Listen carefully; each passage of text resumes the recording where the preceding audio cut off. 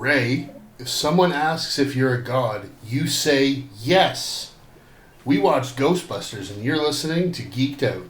Popcorn in our hands, ready for the show. From the classics to the blockbusters, we're always in the know. Throwing references like confetti, we keep it real. Geeked Out Podcast, we make you feel. We're the critics you can trust. Hey everybody, welcome to another episode of Geeked Out. My name is Kyle. And I'm Juan. And as you would have heard in the intro, this week we began our spooky season, and we started with my suggestion of Ghostbusters. I know we usually talk about when we first saw this movie. I know for a fact that this was not a theater-going experience for either one of us because it came out before we were born. Oh, we're doing the 1984 one. We're not reviewing the 2016. Never seen it. No plans to see it. All right, let me just change my notes. I'm just kidding.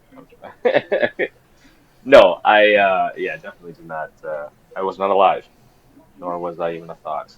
No, I like to say I was -2. Oh yeah, yeah, pretty much the same.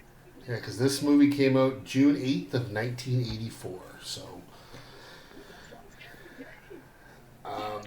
So like I said, neither one of us would have saw this in theaters. I do remember this and the second one being a big staple with my brother and I growing up. We watched a lot around Halloween, but not just Halloween. We watched this movie, both of these movies actually, all the time. They were in a solid rotation in our VHS category or library. When did you? Do you have any specific memories of the first time you saw this? I don't have specific memories personally. I just remember watching it a lot. I have specific memories. I know this was definitely one of three movies I first seen growing up, and definitely like one of the first things I was a fan of, or at least really enjoyed seeing as a baby.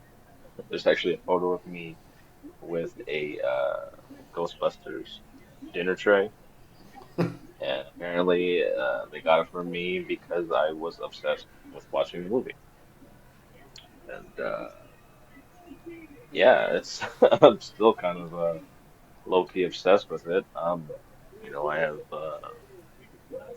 I carried on that tradition with the TV tray, and I have T-shirts and a bunch of little things that I pick up at like Comic Cons and whatnot that are Ghostbusters related that catch my eye, and just one of those things that it just has such a nostalgic tie to it that yeah, man, it's something I really enjoy. It's been a part of my childhood since I can remember. Yeah, as I say, I don't specifically remember when I first saw this movie. I will say I'm almost positive that I actually saw the second movie first. Oh my God, what? Not that it would have mattered. I mean, I was a kid. To me, it was It's just. like the same movie anyways, really, if you think about Well, it. I think the reason I saw the second one first, because I'm assuming at least my dad, if not both my parents, had seen these. And if you look at the movies side by side, the second one is much. I mean, not that either one of these movies are overly scary or anything like that, but the second movie, I think, is a little more kid friendly just because it's more silly. Oh yeah. So I think they kind of allowed me to watch that before I saw the first one, and like this is not Oh. the only franchise or sequel type thing that happened with. I vividly remember I saw, if you've ever seen the baseball movie Major League, I saw the second one long before I saw the first one, and when I look back on it, it's because the first one had so much language and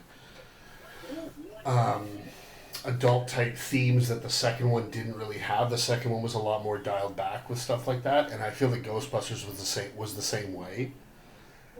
And Yeah, that's yeah. especially when you get into the second movie, like the whole thing is the pink river of slime. Like that's not scary to a kid. That's that. Like that sounds cool. Like that, I want to play in that. So Exactly. I think that's why my parents were like, "Yeah, you can watch the second one." And I saw the first one years later, but I've That makes more ever, sense. Yeah, that makes sense. ever since the first time I saw this movie, I've absolutely loved it. Like the acting, the chemistry of the actors, the writing. There's there's so little about this movie that I dislike, and I mean I could just go on and on and on about all the things that I like about it, but Oh yeah, this it's is to me. I consider this a it's on a short list of perfect movies. yeah. I mean I don't know if I'd go perfect, but if it's not perfect, it's But damn it close. it definitely has flaws, and watching it through a critical eye, there's definitely things I am definitely going to critique on it. But it's just one of those. I consider what I consider like a perfect movie doesn't mean it doesn't have flaws. It's not like a perfect 10 score movie. But when I say perfect, I just mean to me I can it's one of those movies where doesn't matter what I'm doing. If I see a scene, I'm stopping and I'm watching it throughout the whole thing. Um, I know most of the lines. It's like it's so it's just one of those movies where I'm such a fan that I consider it perfect. No, I completely get that. It You is know what I'm saying? definitely on the short list for me as well. Like I said, if it's not a perfect movie, it's damn close. Um, Oh yeah. and I mean, even looking over my notes, I actually wrote down very few notes. Most of what I wrote down was just quotes that I liked, just I like wrote to one liners that made me laugh. And at one point, it seemed like I was writing every 30 seconds, and I'm like, I've got to stop, otherwise, I'm gonna have almost like the length of the script, and so I just kind of had to pick and choose. But yeah, this Okay. movie is super enjoyable. It's a hysterical movie, and I mean, let's get into it. So, as I said, the movie was originally released June 8th of 1984 with a budget of $30 million, and it went on to become the highest grossing comedy at that time with a global box office of $296.6 million, and it Hmm. was beaten a few years later by Home Alone of all things. I can see that. That makes sense. Yeah, Who's it better than current. that? I mean, Home Alone was a phenomenon, but A little bit. it currently sits at 7.8 out of 10 on IMDb. Rotten Tomatoes has it at a. The critics have this at a 95%, and the audience Yeah. at 88%. So it's one of those rare movies where the critics actually have a higher rating than the audience does. Yeah. Plus, the audience is changing with the younger generation, and I could see them seeing this movie, enjoying it for the most part, but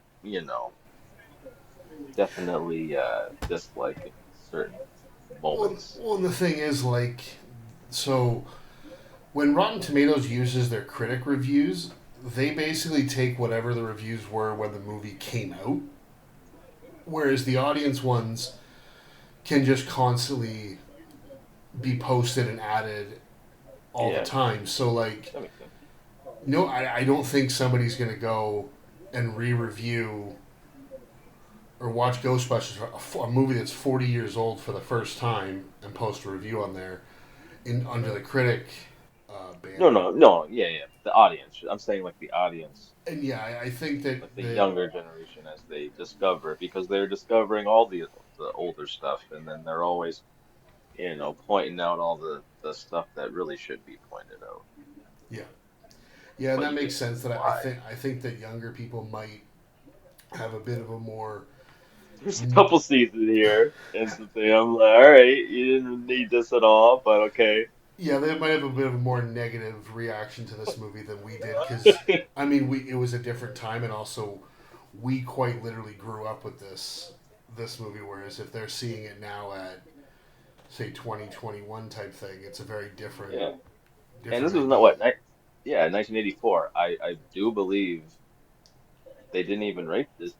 The rating system of like PG wasn't introduced to what, ET? Or maybe it was. No, there was When a did ET come? there this would have been Or rated PG-13? PG-13. That began with Indiana Jones and the Temple of Doom was the first PG-13 movie. When did that come out?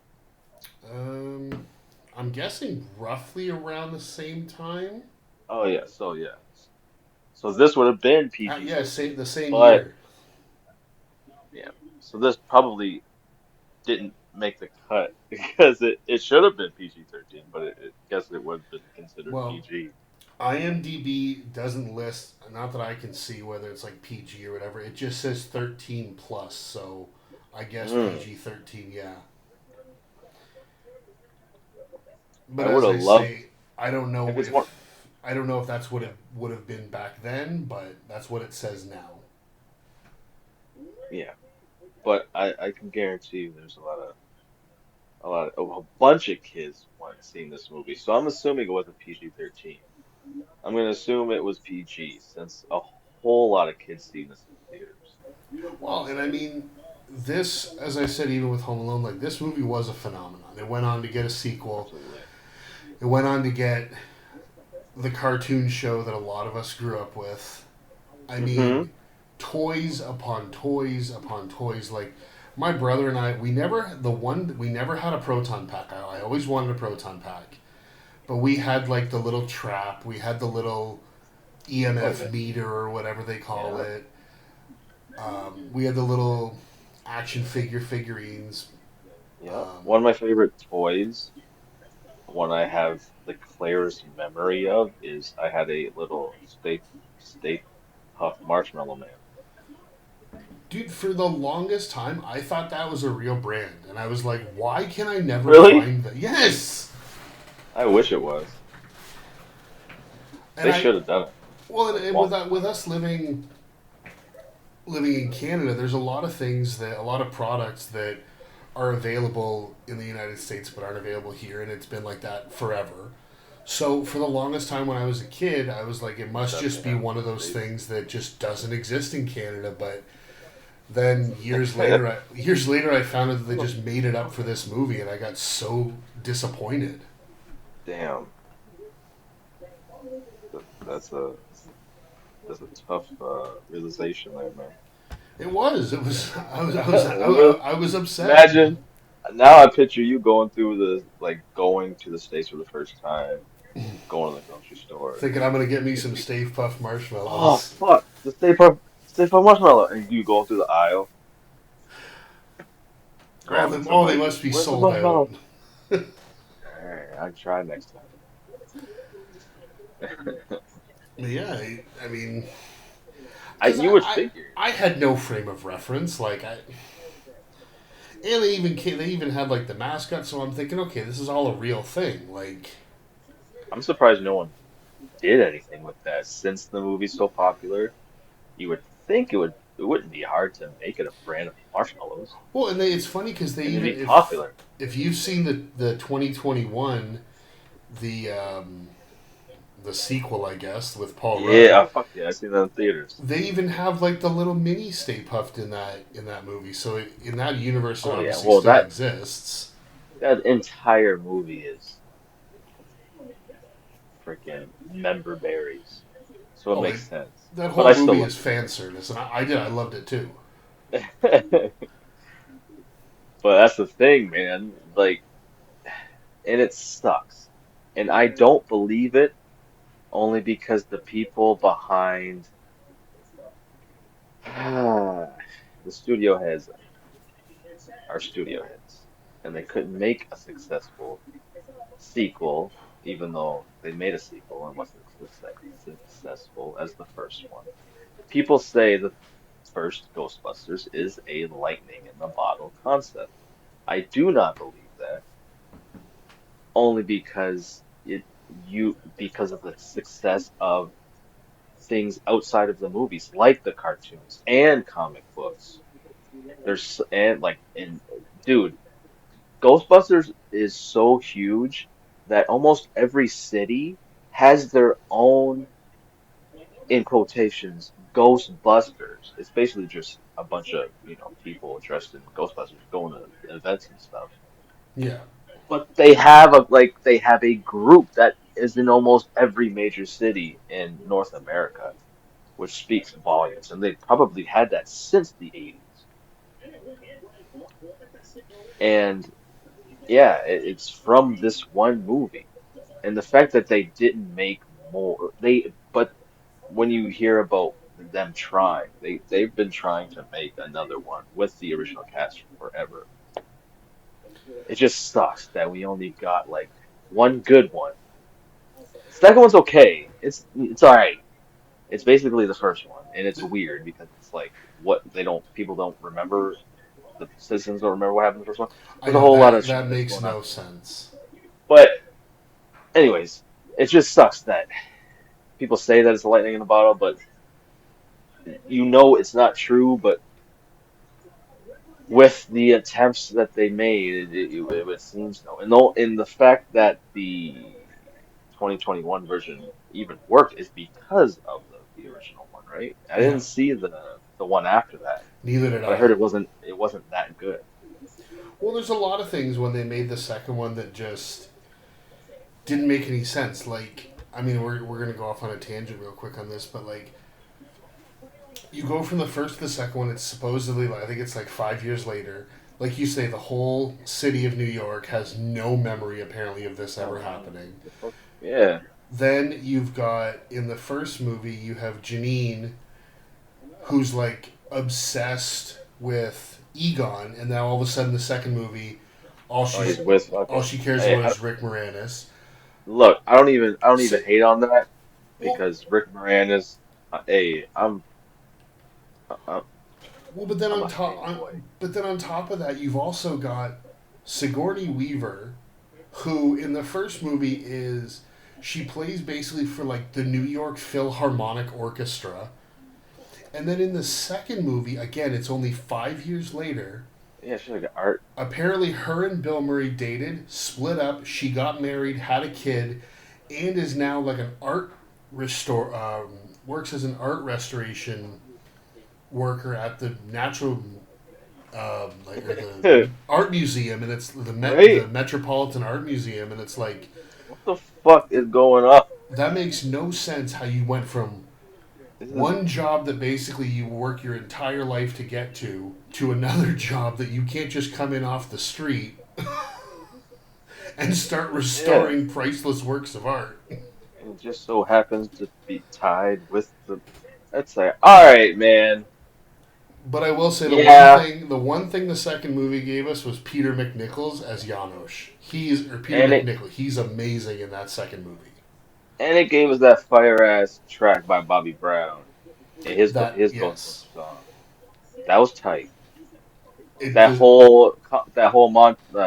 the whole scene with the Statue of Liberty. I kind of liked it. That was alright It because the doesn't. music and whatnot. It doesn't And I'm compete with Ray Parker Jr. oh no, not at all, not at all. That one song is I All don't right, we'll know, man. definitely get to the song. Chills every time I hear it, and I've heard it probably a million times. Yeah, as have I. But getting right back real quick, so this movie was directed by Ivan Reitman, R.I.P. Yeah.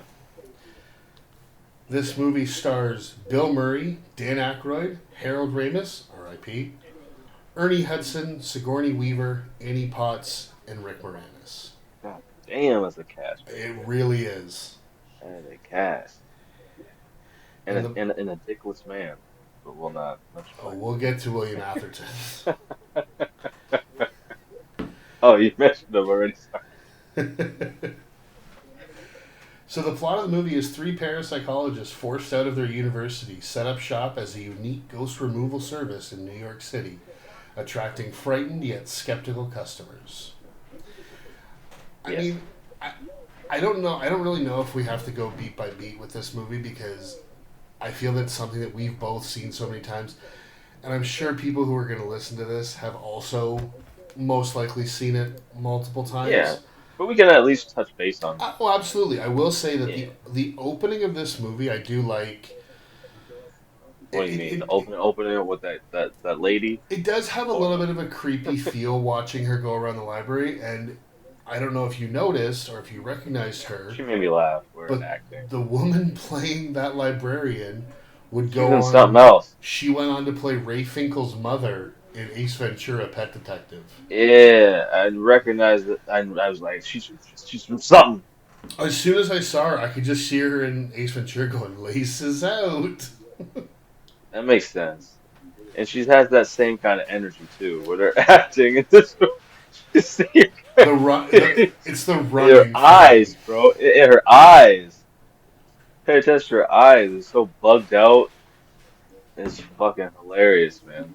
But okay, so my whole thing with this is we're supposed to really because the protagonists of this movie are Egon, Ray, and Venkman, and Winston comes in later. But at the beginning, it's those three.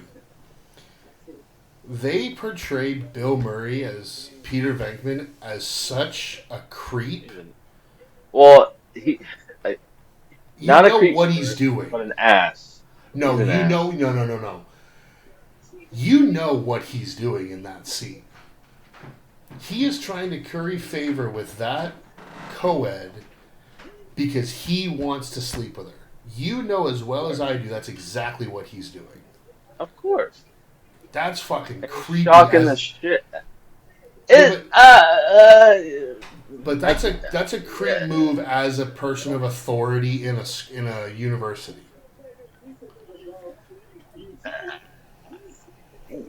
yeah, yeah. I mean, today's lens, yeah. Back then it should Back have been. then, it's- I but it's get Bill Murray though. and It's Bill Murray I though. knew you were gonna say that because I was gonna say they probably were like, "Oh, we're gonna get away with it because it's Bill Murray." It's fucking Bill Murray, right? It's if it was anybody else, if it was literally anybody else, no. But he gets away with it, because he's fucking legendary Bill Murray. But Now, yeah, I when I seen it, I just thought, yeah, I didn't, I just thought he was a horny asshole, oh, he definitely is. which that's exactly what he portrayed. And there's a line that Sigourney Weaver says, her character says, he acts like a game show host, Yeah, which is perfect. 'Cause that's exactly just a little bit more of an ass because yeah. he's not on a game show. So Well, yeah, that yeah, that's perfect. one of the real positive things I'll say about this movie. So this movie is an hour and 45 minutes. It's a clean, easy We get going so fast. I mean, yeah. you go from the librarian to Bill Murray, and immediately they are in the library to check it out. Within, and then once they have contact with the ghost, obviously they get scared, run away. Fuck yeah. But I would. then, She turned into a fucking monster. well, but then they get back to the university, and immediately it's like, okay, you guys have lost your grant funding. We don't want you on the property. So That's hella timing. immediately they're like, okay, we've got to do something. Bang, we're gonna become these Ghostbusters. You get right to the meat of the story of this movie within maybe 10 minutes, which I will say is something that movies nowadays could take a real note from. And In a they're way, and they're yeah. I but mean, they're able to get all of that exposition across in those 10 minutes, and you don't feel like you've missed a beat. no. And wanting more isn't. It's a critique, but it's only because it shows you how good of a world and lore that they're building that you just want to know as much as you can. Yeah. And another thing I'll say is right off the bat, all three of these guys play off each other so well that when I was reading some of the stuff when I was doing a little bit of research, like Dan Aykroyd originally had John Belushi in mind to play Venkman, and then Mm. unfortunately John Belushi passed away. I love John Belushi. I don't think he would have been a very good Venkman. That's just me personally. He would have They did a good job, but not well, as good as Bill no, they did, however, put a little homage. So the way Murray. Slimer, Which is like, I'm always like, all right, okay, this is all right, okay, this is how you want to well, homage one of your it's dear friends. it's not necessarily homage of him the way he was. Yeah, I It's know, I know. the way Slimer eats in the hallway in that is almost a direct ripoff of the way John Belushi eats in the cafeteria in Animal House, where he like eats the piece Okay. of Jello directly off the plate. Like it's stuff Oh, like that. So I mean, yeah, he they paid a little homage to their friend, but I mean, which one of I mean, it can be one of the main Ghostbusters. It can be anybody in the cast. Do you have a favorite character? Not a favorite actor, but a favorite character in this movie. my favorite, my favorite character in this movie is Rick Moranis' character, hands down. Okay. I'm a Rick Moranis super fan. I mean, don't get me wrong. I think he's great in this movie, and a lot of I'm a super fan, and it's I I love everyone equally in this movie, to be honest. I don't really have a favorite Ghostbuster. I like Ernie Hudson only because he's like the everyman. yeah, he just comes in Um, for a job, yeah, which I love when she's but going through the.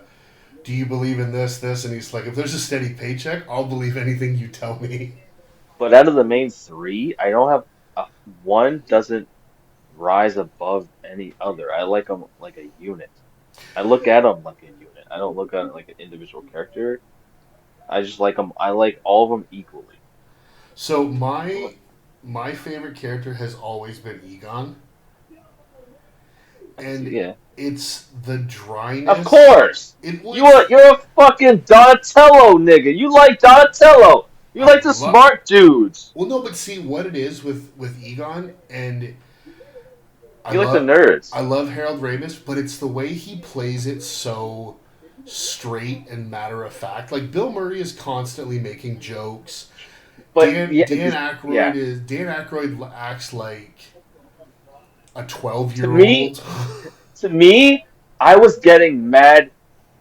I I could be wrong. He reminded me so much, only because I seen the movie much later, because the movie came out decades later. Samwise from Lord of the Rings. I was getting What? like I was getting like Sean Astin, Samwise Gamgee type vibes from him, because No he's just like way. he's like an innocent fucking klutz that is just got a good. He's just like good. I don't know, man. I That's what I got. see. I So just I love the just that, not dryness. the exact, but like that vibe. Not the exact same traits or anything, but just like the same. Maybe it was just the way it just reminded me of Sean Astin or something. Maybe it was just that. See, for But me, I love, like I say, I love the dryness that he does. He gives his lines like when they're going to check out the fire hall and you hear Bill Murray's like, "Oh, what's wrong with it? This," and Harold Ramis just goes, "I think this building should be condemned."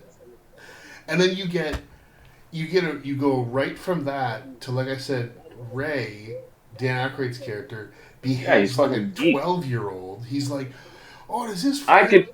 Well, he's like, That's "Does what I'm this saying. fire pole still work?" Slides down, and he's like, "We should sleep here tonight. I'm gonna go get my stuff." And he goes and runs to the car. I could picture Sean Astin saying those. I don't know, man. I'm sorry. Just But that picture him but that would be saying that Dan Aykroyd is Sean Astin, not Harold Ramis. saying. Exactly. That's what I'm Oh, saying. okay. I thought you were Ray, saying. Oh, okay. I thought you were saying Egon Ray was or mate. okay. No. Think I like. Yeah, Egon was definitely like the the genius, smart, straight, dry. but he also had jokes. It wasn't like Bill Murray, but he also said like, he had like his lines that were he had personality. He Well, had humor to him, even though he was like a robot man almost. my personal favorite Egon is when he comes up from from underneath the desk where Janine's sitting, and she's reading a magazine, and she's like, "Oh, do you read?" And he just goes, "Print is dead." And she's like, "I read a lot. What are your hobbies?" And it's my favorite What's line your that he says, and he stands up and just deadpan goes, "I collect spores, molds, and fungus," and just walks away. yeah. Every time I hear that line, I just burst out laughing. I think it's absolutely hysterical the way he delivers it. hmm Yeah, and he wasn't like 100% because when I watched it as a kid, yeah, I thought Egon was like kind of like a shell like a young not a young Sheldon, but like a Sheldon in the earlier seasons of like Big Bang, where he was just like very like a Spock almost, very like logical and straight. But when He I does. watched it, It's almost like like he doesn't know how he's to interact with people. yeah. But this seeing it now, he does have a little bit more personality than I realized, which I enjoyed. Yeah. I enjoyed seeing that. It's perfect. It was very good casting on Well, that part. okay. So you said your favorite is what I mean. I don't get me wrong. I love Rick. I love Rick Moranis, but in this movie, he is like Whenever the ultimate creeper. But he does it that, so well. that's what I'm saying. It's not his fault. That was his assignment, and he knocked it out of the park like he always does. Like I don't even know But if I would. it's just how he says it, his delivery and everything, and I then don't the even know if fact I to would stick the say hammer that. to I don't even know if I would say that he's in the quote unquote friend zone because I don't think they're actually friends. They just happen to yeah. live in the same building. But like when And she he's comes, not doing anything ultra creepy. He's not like, no. you know, But when he he's just when she comes obsessed home, with and he's creeper. and he every time she walks by, he opens. It's like he's watching the peephole until she walks by. That's that's exactly what he's doing. But I love that he comes up and he's like, "Yeah, the your TV was all really loud. So you know what I did is I went out on. I tried to get to go outside and try to be able to jimmy her. So she's like 30 stories up, and he's telling her that he went out on the ledge to try to get into her apartment. And then he's like, "Oh, Yeah. but I couldn't get in. So you know what I did? I turned my TV up really loud. And she's just like, "Thanks, Lewis," and just closes the door in his face. Yeah. Yeah. I mean, today's lens, you would see that as definitely creepy behavior, and it is even then you would see it as creepy, but He does. He pulls it off so well. you don't feel like he's a creep because he's playing it so pathetically, which is perfect. And did you catch? I didn't catch this, but some weeks back I was, doom strolling on like TikTok and I came across a podcast. I wish I remember it because I would definitely shut them out. But they pointed out that the fact that Rick Moranis' character is he the Keymaster? Uh, yeah, he's the key master. She becomes the gatekeeper. It's funny that he's the Keymaster, and that throughout the movie he's always getting locked out of his I, apartment. I read that today somewhere. Somebody pointed out on a podcast, and I had to like put it on, say it on here. I wish I could shout him out. The podcast I saw it on or heard it on. Well, there's a lot of foreshadowing like that in this movie. Like there's that for example, and even when Dana Sigourney Weaver's character comes home with her groceries, when she unpacks the eggs, right next to the eggs is a big bag of Stay Puft marshmallows. Yeah, yeah, I Which seen that.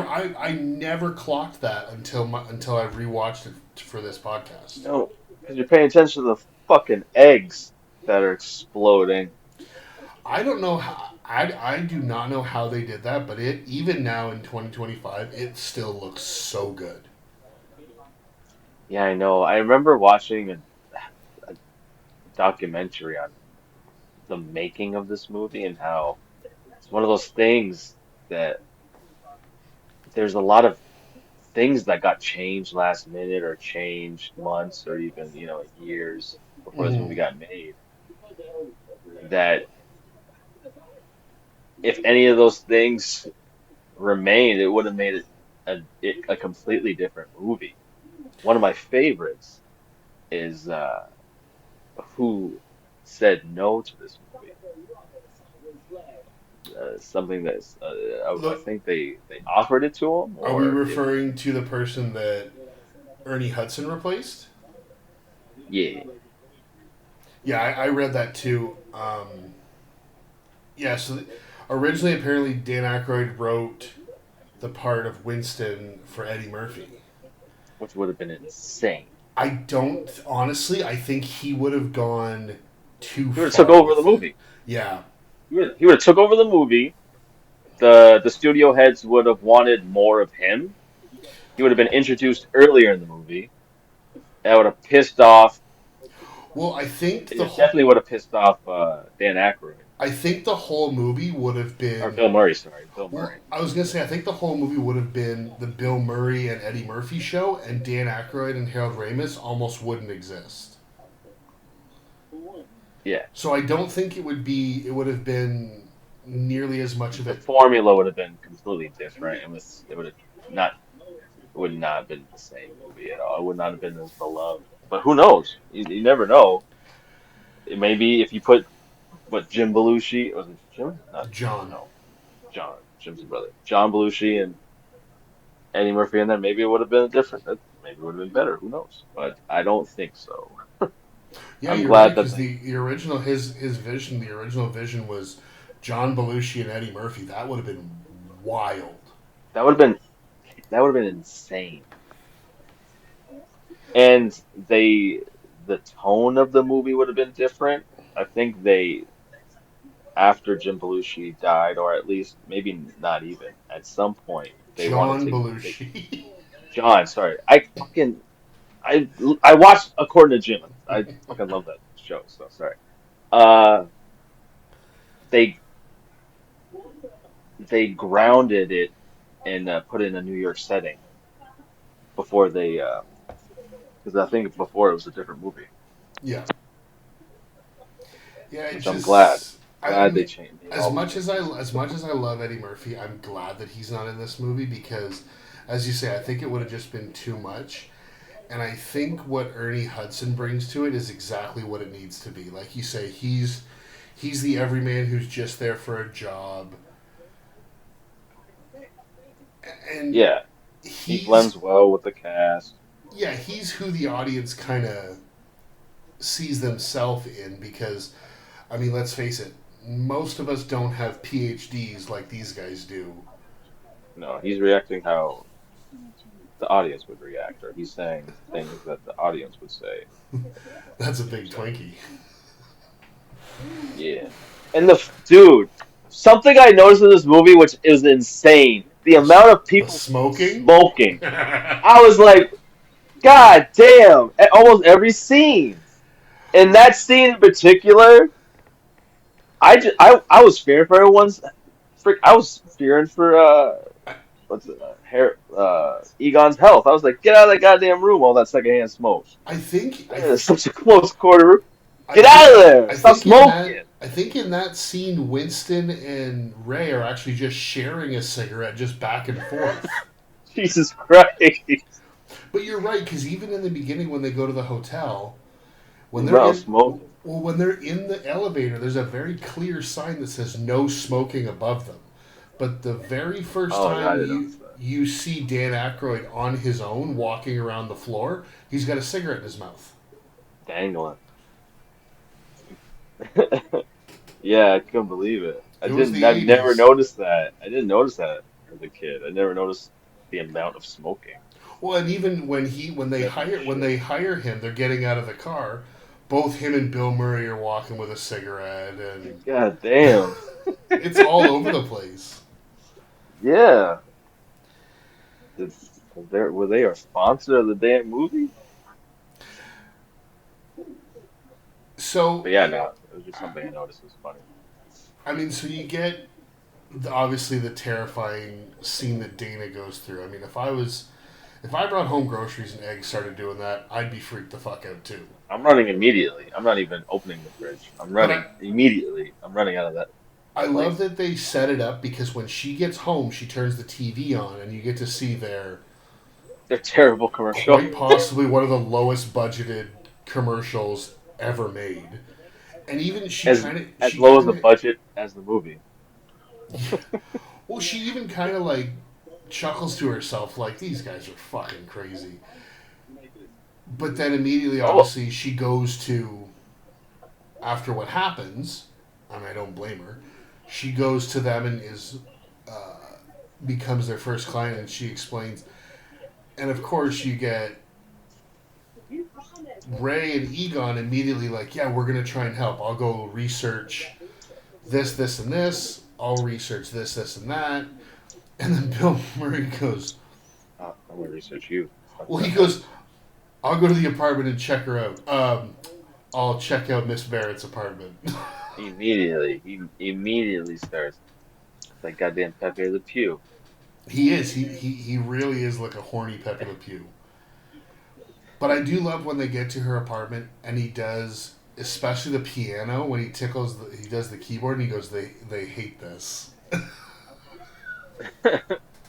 And that's when she gives him the line like you're not like What the what the you're like a fuck is game he? show host. Yeah. What the fuck is he spraying? Is he No spraying idea. liquid? No, He ain't spraying shit. This is air. He it ain't doing nothing. it looks like he's got You a don't even know what that does. well, it looks like he's got like the old school tape player that we all had in our elementary school classrooms with a hose and a stick on the end of it. He Like just that's what it grabs looks. some shit. He just grabs some shit from the office. And he didn't know what that did. And That does nothing. I love when she's like, "Do you know That's what you're fucking doing, or what are hilarious. you doing?" And he's like, "Oh, it's technical." And do you know how to use it? I think so.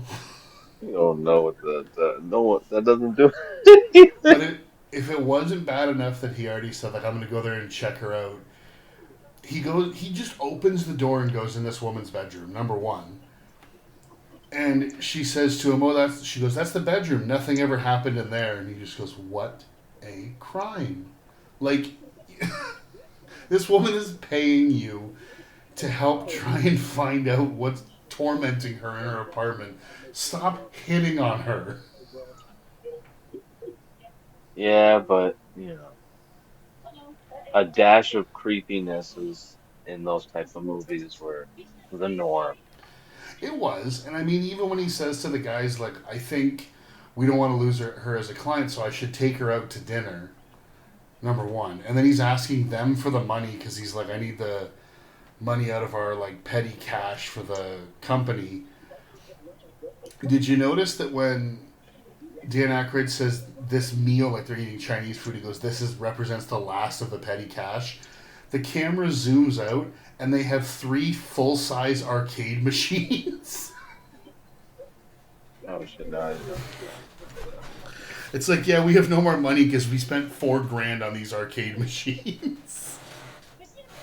Right? I mean, he could have got a better car, but I'm glad Oh, they got what they got. the list of That everything that's wrong with it. it don't matter because that car is cemented in legendary status amongst movie It's vehicles.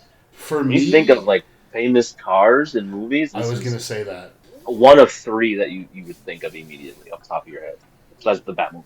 You Batmobile this, and I don't know what else to be honest. The Back to the Future. Actually, Batmobile wasn't even the ones. The top three right away that I thought of was the Ecto One, the DeLorean, and Eleanor from Gone in 60 Seconds.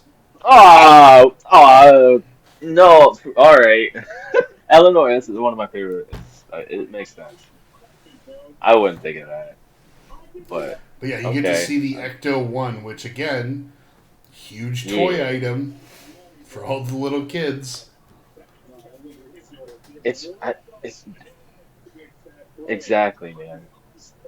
One of the things that just I'm such a fan of is the aesthetic of this movie, of like this, like the franchise, like the suits, the trap, the proton pack, the car, the way the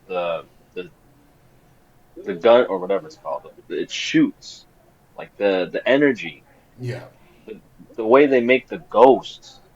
It's just all that. It just I mean, there's even something about it that is you can't not just get out of your head. It's just one of those things that whoever designed these things did a perfect job well, even the because scene when they get their so Dana's their first customer, but when they get their first call, and Janine stands up and screams, "We got one!" Like just that, like 5 second scene, you're like, "All right, let's go!" Like you're in it, yeah, you definitely and because that's they when yeah they go to the hotel, the smoking hotel, and we get to meet Slimer, who, as everybody who's watched the cartoon knows, becomes a big part of the cartoon, yeah he's like a good guy, like the and real Ghostbusters. yet another toy. Oh yeah, Slimer is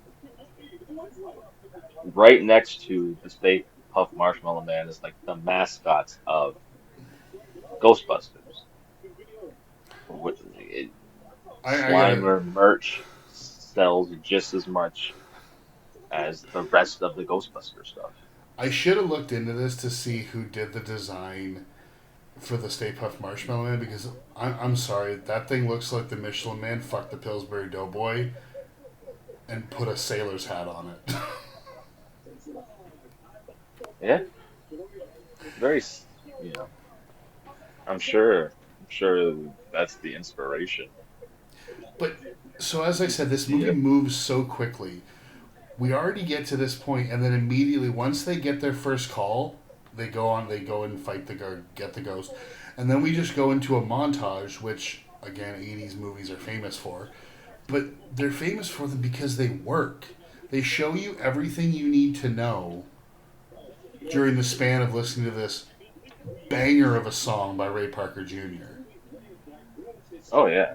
And you get all the information you need to know. They've become phenomenal, like they've become a phenomenon in New York. Everybody knows them. Everybody wants them to help them. Apparently now everybody has a ghost problem and they're just completely swamped.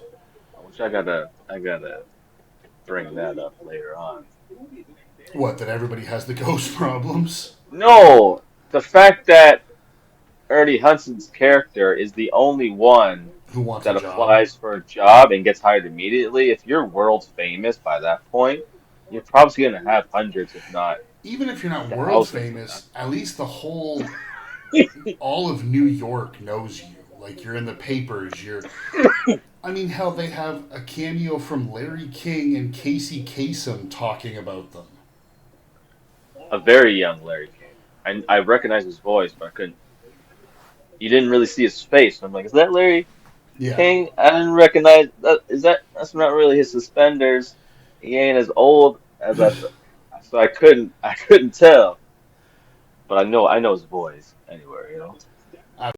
But I mean, yeah, there's no way that he would be the only applicant.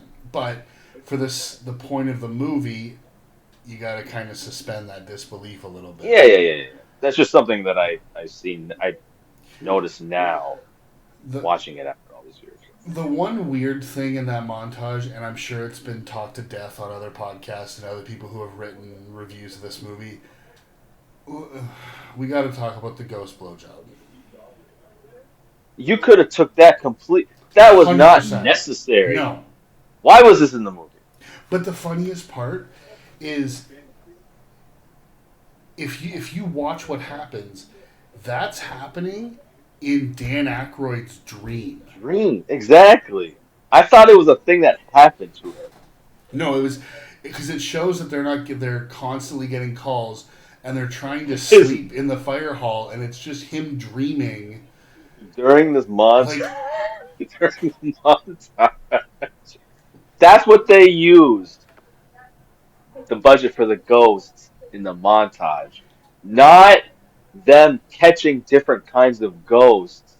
no, him getting a fucking blowjob by But from a no, ghost this in his this dream. beautiful angel, almost angel-like ghost giving the Dan Aykroyd blowjob. All right, and back to more catching ghost montage. Right at no, because they Yeah, fall that out was. and Yeah, he falls out of the transitions to bed. the next scene.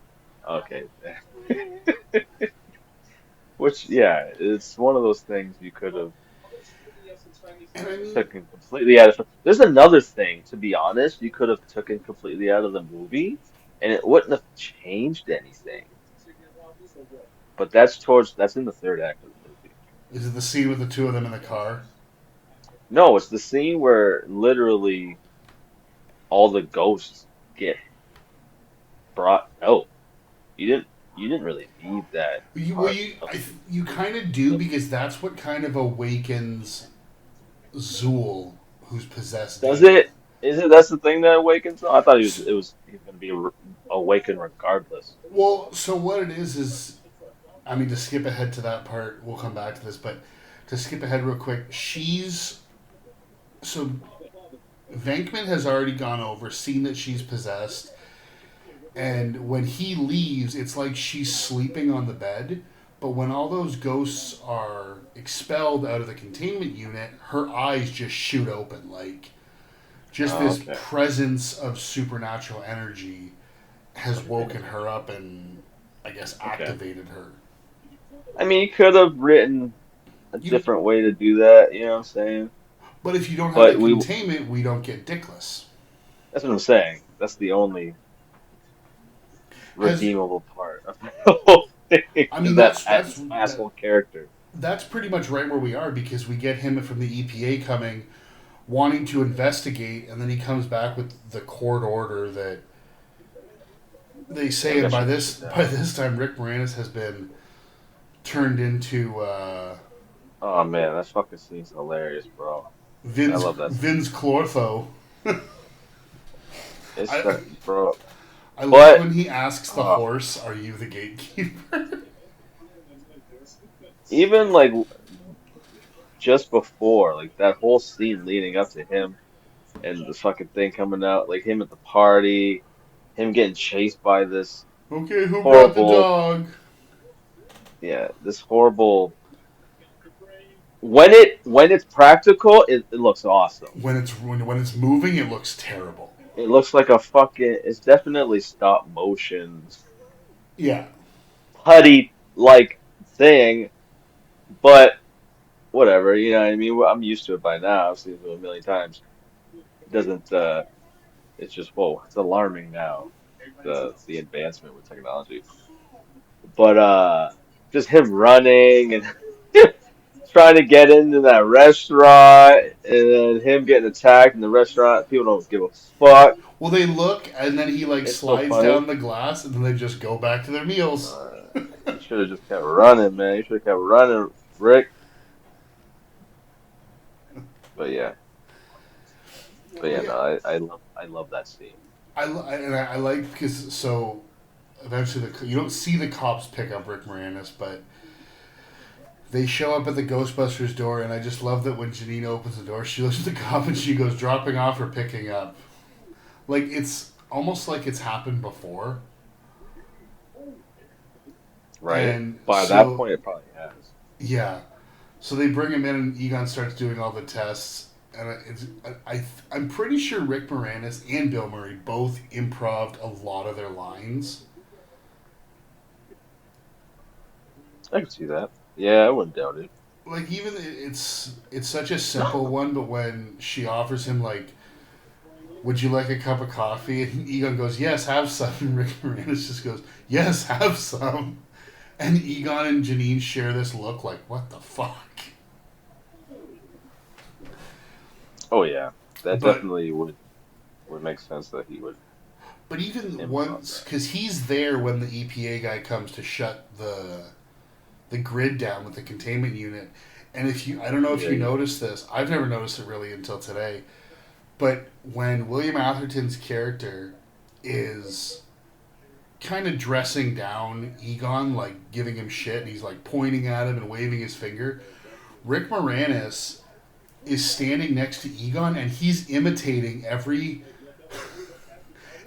motion that William Atherton is making, because he's supposed to be possessed, so he doesn't know what he's doing, and he's just imitating all of the motions that William Atherton is making, and I couldn't stop looking at Rick Moranis in that scene, and I couldn't stop laughing.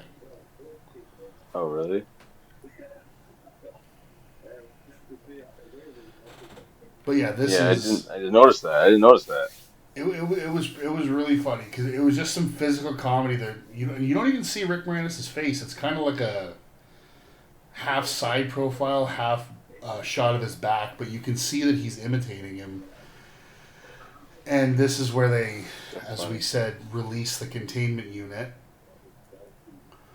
which leads to him getting away. They get arrested, and somehow, what's never made sense to me is when they're in this jail cell, why are they allowed blueprints? Like, they're in a jail cell, and yet they have Pulled this it out of their giant fucking table, and jacket. they're pulling blueprints out of their pockets to lay on this massive table in a jail cell. 'Cause it's the 80s. They didn't, it was very loose with the rule. My thing is, why the fuck are all these jailed people? Why they care so much? Why are they I know it's not like gathering? Why are they so? it's Why are they not so like close to everybody? Get back the fuck up. That's all well I wanted to say. Back up. well I'm watching it, I'm like, it's not like it's a blueprint of the jail, like you guys are going to be able to It's mount not some a kind of an naked escape. woman, picture of a naked woman or anything. I could see if it was a picture of a naked woman, yeah, you know what I'm saying? But it's blueprints. Why the hell would anyone else care about some besides them? The Yeah, people. it doesn't make a lot of sense. It's so funny. That would have been a good place to put Eddie Murphy for that scene. I think he could have elevated that. He could have been one of the, you know what I mean? He could have improv what been one of the people that were arrested, you know? Yeah, but we get a better cameo. Okay. We get Reginald Vell Johnson Oh yeah. in what I believe is his first portrayal of a police officer, because this is before Die Hard and definitely before Family Matters. There's I've listened to a podcast. This is not my theory or my idea, but Oh, I've he listened to a starts pod. off here. Yes, I've listened Yeah. to a podcast where it's like Carl Winslow started in New York, went through all this shit with the Ghostbusters, said fuck that, I'm done with this. Moved Shot a kid and Yep, moved across the like country jeez. to LA, went through the whole thing with John McClane, and then he went to Chicago.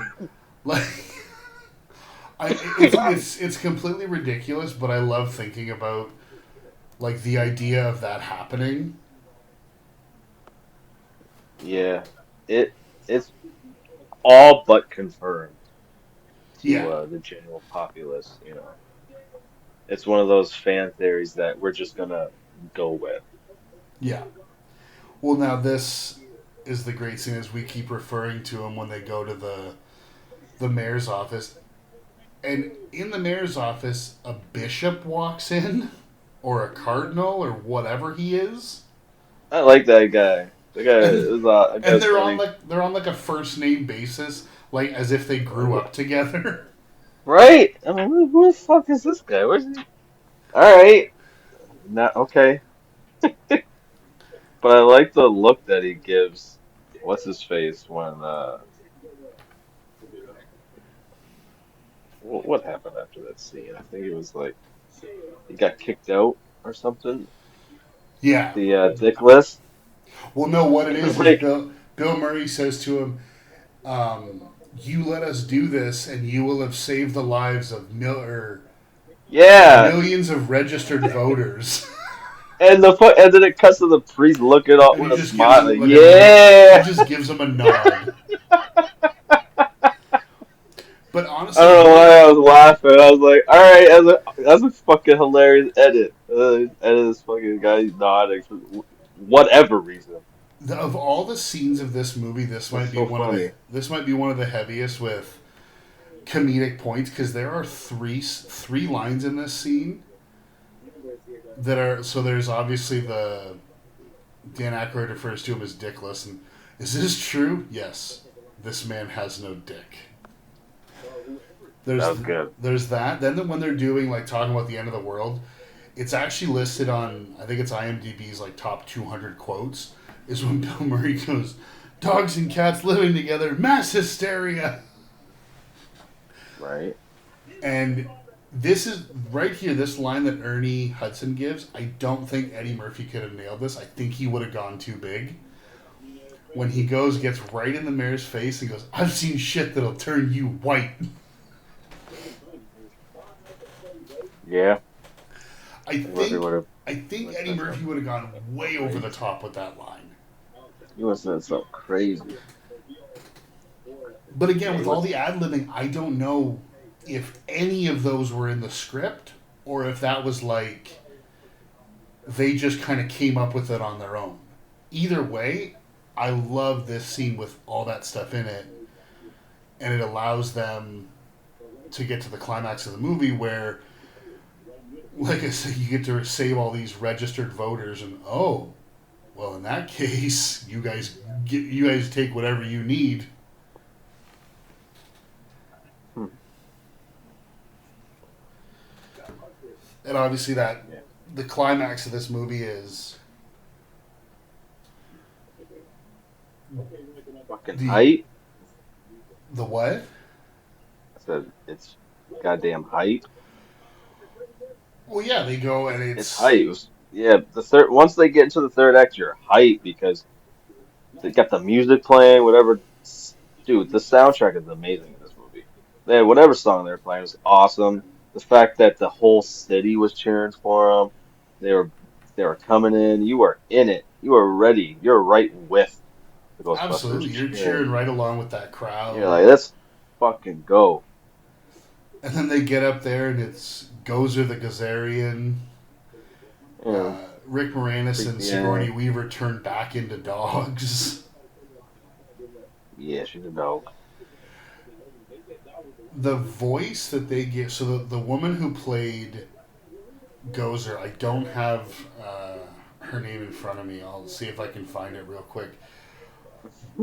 But I looked it up earlier. I don't think I'm even going to be able to pronounce this. But I'm going to Right? apologize ahead of time. Slavica Jovan or Jovan?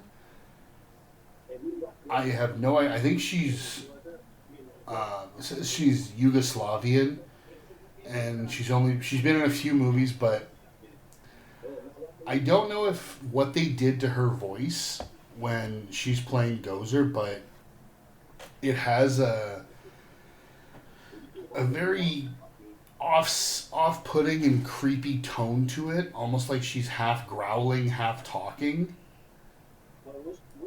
And that's when you get the "Are you a god?" No, Ray. If someone asks if you're a god, you say yes. I know that now from this movie. Yeah, and they say that Gozer will take the form of a traveler, and they're all, "Everybody, empty your minds, do it." And then you just hear, "The form has been chosen," and you can see Dan Aykroyd's face just fall. You can see it the whole time. Like the whole time it's throughout that whole scene, it's pan to his face, or at least that moment in the scene. And you can tell something he's thinking of something. You know something's on his mind, and then when they say it's been chosen, he's like, "Oh shit." And he's like, "I tried to think of something from my childhood, something that would never hurt us." And you get like a 40-story tall giant marshmallow man. What would you think of if you had to? I don't know. I really don't. But I you're don't not. know either, man. But the whole thing is they're not. Bill Murray's saying like, don't think of anything because like It's gonna any. do something I, though. I mean that's the I thing. don't I don't think you're ever able to just not think of an like. Not unless you're a goddamn monk, Well, Buddhist monk well, that's been especially doing it for decades, it's one of those things where it's like, if I tell you not to think of the color orange, you're gonna think of the color orange. right? I don't think the mind can just you just can't not think of something. That's just No, not possible. that's called a coma or death. Or just yeah, or just crazy training that takes decades to do to practice. There's not a thing somebody can just do.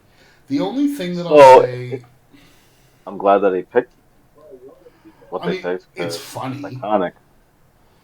The movie all of a sudden just turns into a fucking Godzilla movie for 3 minutes, 4 or 5 minutes. but that's the It's thing insane. because they do it even in the second movie too.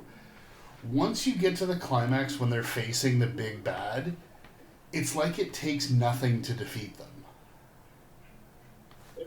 It just takes a couple of what was it, nuclear or whatever he said, Proton nuclear. accelerators. That's all it takes. But that's the thing, like they They basically had four of them. all four of them have to hit the Stay Puft Man for long enough that he basically just explodes. Which is Yeah. fine for the silliness of the premise of the movie, but it I feel like it almost takes a little bit away from it because it was almost too easy at the end. Yeah, but I think the thing is the movie itself, because it was a completely new concept. I don't think the budget was super high to. I feel like if they had, It was 30 million. I think they if they had a bit bigger budget, they probably could have extended that scene a little bit. But I think they were just limited to what they could do financially. Yeah. I think that's probably why the montage didn't have any ghosts in it except for the blowjob ghost.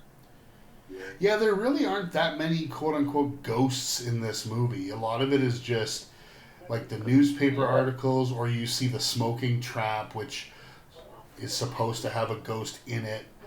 But that was require CG or I whatever think it the was only probably ones you cost a lot really more. see are the library ghost, Slimer, and Gozer. Hmm. I think yeah, I wouldn't doubt that it's because back then, even today, CG is ridiculous, but back then it was probably a lot, a lot, a lot for a budget of Ghostbuster size. Yeah, because even once the dogs possess Dana and Lewis, they can just use the actors to just kind of deliver those lines. They don't have to worry about making some kind of effect. So Who? You can get Rick Moranis saying I'm Vince Clortho, I'm the keymaster, are you the gatekeeper, and you can get Dana, there is no Dana, only Zool. Yeah, because it's just uh, an effect on the eyes Yeah. that you do. You know, it doesn't. That's probably nothing. Speaking of her eyes, whatever the fuck they did with her eyes was creepy as hell, man. It really was. And why was she wearing heels? This is the only time I would notice she was wearing heels. I was like, I I she, I didn't she's even wearing, notice.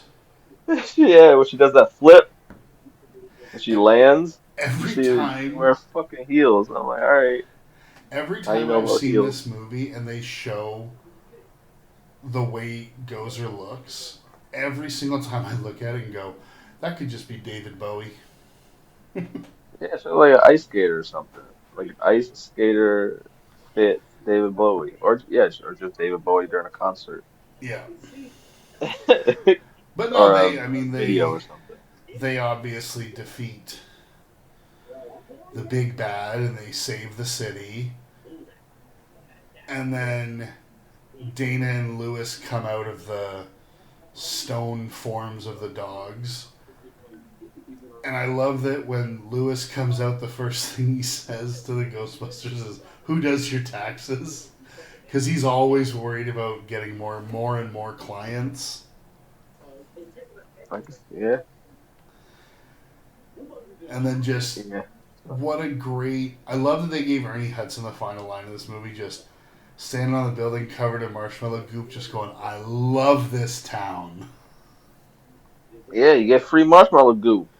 I'd be getting man. I'd be getting all that goop. I like marshmallows, so I would have had a fun night that night. Oh, for sure. I've been swimming in marshmallow sauce. You know that New York was wild and they were going crazy that night.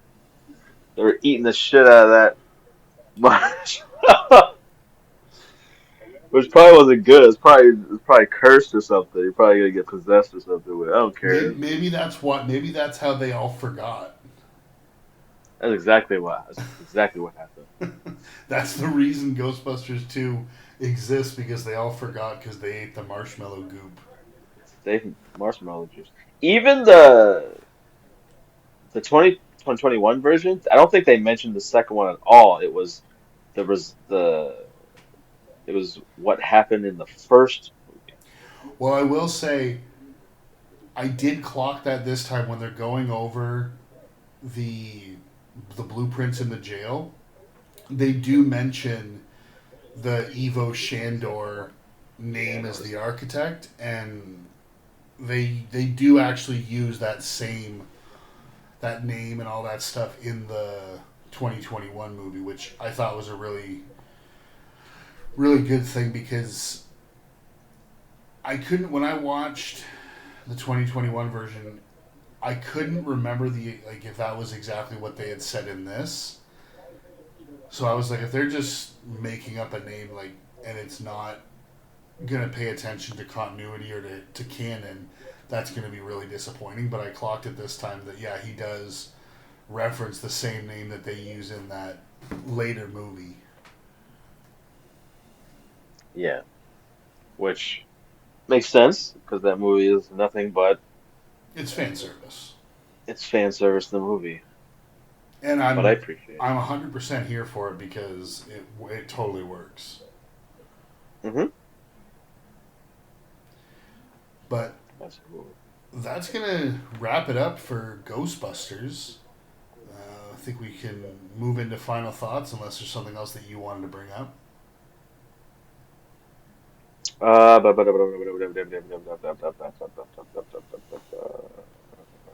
No. Okay. So for our final thoughts, I was the one who picked this movie, so I'll uh, I'll do mine first. I love this movie, top to bottom, beginning to end. There is so much in this movie. There are so many things that they did that upon 50 or 100 rewatches, I'm still finding new things that are kind of hidden that I never noticed before, and I feel like that's a big thing, a big characteristic of a great movie. Also, this script is so funny. The action sequences are done very well, aside from, like we said, the spotty graphics work. But again, it was the '80s, so it probably looked pretty good back then. It's just to our eyes in 2025, it's kind of lacking. Um, the chemistry of the actors is fantastic. It's it's nonstop laughs from beginning to end.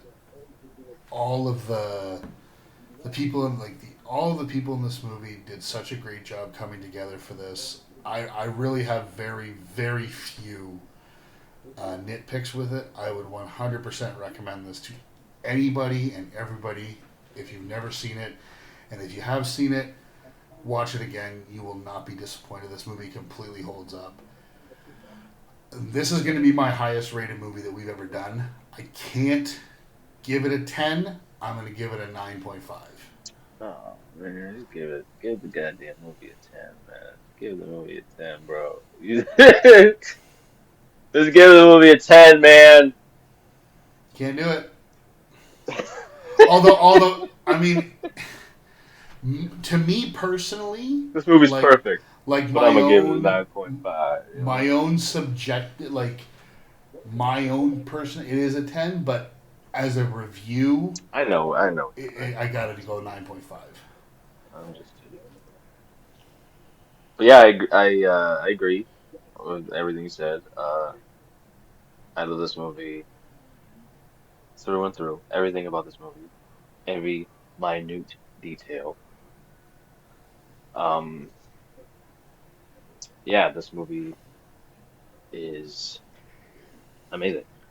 Um, it's got so many aspects to it that has been cemented in pulp culture. Everyone knows the theme song. Everyone knows the proton packs. You know, most people know the Stay Puft Marshmallow Man and Slimer, the jumpsuits and the Echo One. These things are just things that will be in pop culture forever, and they'll be relevant because of its popularity. The chemistry between everyone is amazing. Specifically, the main three, Bill Murray, Dan Aykroyd, and Harold Ramis. It's insane how much chemistry they have with each other and how well they work as a team. Uh, this movie blends supernatural horror and sci-fi and comedy in such a way that honestly it hasn't been duplicated. Even in its sequels, it's still a pale comparison to the first one. Um, Personally, yeah, I would give this a 10 out of 10, but critically, I do have to give it. I would give it a 9. Um, but yeah, this movie is so beloved to me that I will continue watching this movie forever. And I recommend this to the younger generation who has never seen this. And the only thing that I would criticize is some of the CG at times would be horrible to look at if you were a younger generation girl who grew up with like the MCU movies and just top-notch CG. But other than that, even then, I think the young generation would respect this movie and enjoy it without criticizing it to death like a lot of other things from the 80s. Uh, yeah, uh, yeah, those are all I gotta say. Yeah, you just got to remember it's from a different time, and they just didn't have the technology like they do now. And But it's not as bad as a lot of. It still holds up more than it like does. an Animal House or you know what I mean, like movies like that or other type of comedies of that time. It does. One more thing before we wrap this up, I just wanted to say: has William Atherton ever played a non-smarmy asshole? I'm sure he's done something Because the first on a three TV show things, or something. well, the first three things I think of is this, Die Hard, and Biodome, and all three of them, he's a complete prick. It's true, But I but digress. That hey, was just something that I had thought of just as you were talking. he's typecast as playing asshole. Well, I read a thing that for a long time, he would get people on the streets coming up to him and literally referring to him as dickless. Like he hated it. Yeah, He I went to wouldn't doubt Ivan. it. He went to Ivan Reitman like years later and kind of complained to him that that was kind of the treatment he was getting. But That's funny. But that's going to bring it to an end for this episode on Ghostbusters. So for our next episode, it will be your pick, Juan. What are we going to be watching next? We're going to watch a spooky movie. It's not really that spooky, but it is in the teen high school horror genre.